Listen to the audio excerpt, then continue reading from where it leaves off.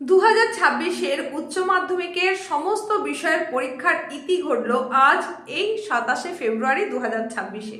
আর এই পরীক্ষা শেষ হওয়ার সঙ্গে সঙ্গে তোমাদের জন্য উচ্চ মাধ্যমিক শিক্ষা সংসদের তরফ থেকে প্রকাশ করে দেওয়া হলো একটি নতুন নোটিফিকেশন।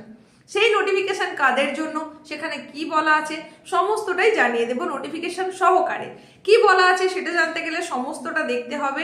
তো এই যে বিভিন্ন বিষয়ের পরীক্ষা তো বিভিন্ন ডেটে ছিল, তোমরা তোমাদের কোন বিষয়ের পরীক্ষা কেমন দিয়েছো সেটা কমেন্টে জানাতে কিন্তু ভুলো না। সব থেকে ভালো হয়েছে কোন বিষয়ের পরীক্ষা, কোন বিষয়ের পরীক্ষাটা একটু তুলনায় খারাপ হয়েছে সেটাও জানাতে পারো। তো এখন আমরা চলে যাব সরাসরি নোটিফিকেশনে, সেখানে কি বলা আছে সেটা তোমাদের জানিয়ে দেব।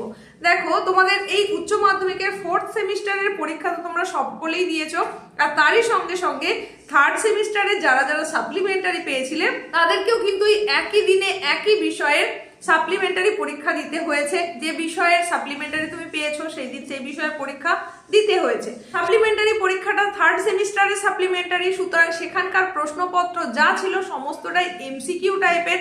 এবার এই পরীক্ষার জন্য মানে 3rd সেমিস্টারের সাপ্লিমেন্টারি পরীক্ষার যে অ্যান্সার কিটা ঠিক কি হবে সেটা জানানোর জন্যই কিন্তু এই নোটিফিকেশন জানিয়ে দেওয়া হয়েছে। অ্যান্সার কিটা কবে তোমরা জানতে পারবে, মানে বোর্ডের তরফে অ্যান্সার কিটা কবে প্রকাশ করে দেওয়া হবে, তোমরা কিভাবে চেক করতে পারবে সেটাই নোটিফিকেশনে বলা আছে। এখন দেখে নাও নোটিফিকেশন এবং সম্পূর্ণটা বুঝে নাও। দেখে নাও আজকের ডেটে এই সেই নোটিফিকেশন যেটা প্রকাশ করে দেওয়া হয়েছে West Bengal Council of Higher Secondary এডুকেশনের তরফ থেকে।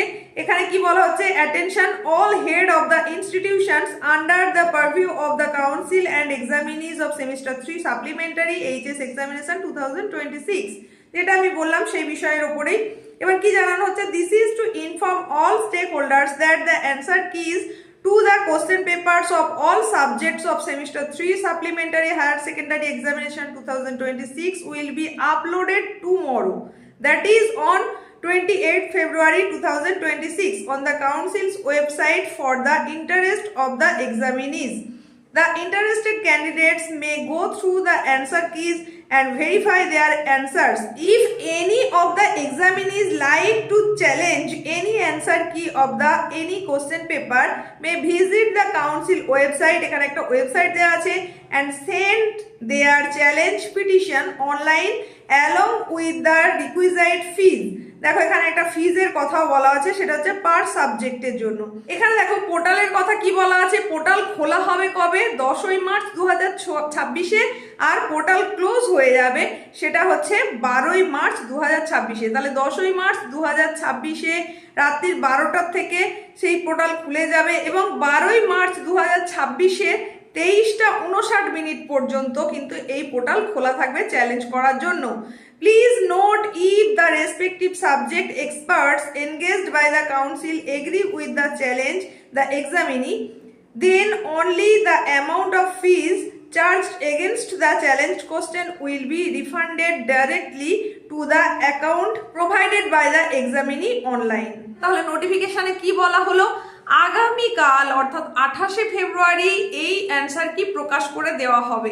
মানে তোমাদের 3rd সেমিস্টারের প্রত্যেকটা বিষয়ের যে সাপ্লিমেন্টারির প্রশ্নপত্র তার অ্যান্সার কি সেটা প্রকাশ করে দেওয়া হবে বোর্ডের তরফ থেকে আগামীকাল অর্থাৎ 28শে ফেব্রুয়ারি, এবং সেই অ্যান্সার কিটা প্রকাশ করে দেওয়া হবে ওয়েবসাইটে। ওয়েবসাইট ভিজিট করে তোমরা সেটা দেখে নিতে পারবে।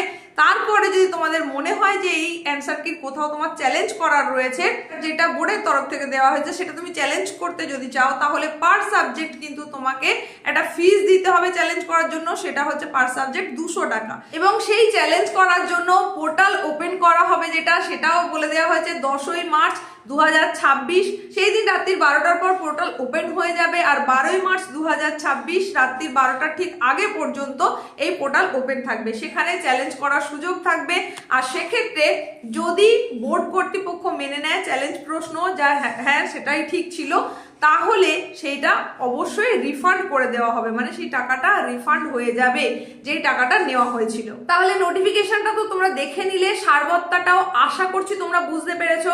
তো এই যে ইনফরমেটিভ ভিডিওটা তোমাদের জন্য নিয়ে চলে এসেছিলাম, এই রকমই গুরুত্বপূর্ণ যে উপস্থাপনা সেগুলো পেতে গেলে নিয়মিত কিন্তু তোমাকে চ্যানেলে চোখ রাখতে হবে। দেখা হচ্ছে এই রকমই কোনো গুরুত্বপূর্ণ উপস্থাপনার সঙ্গে।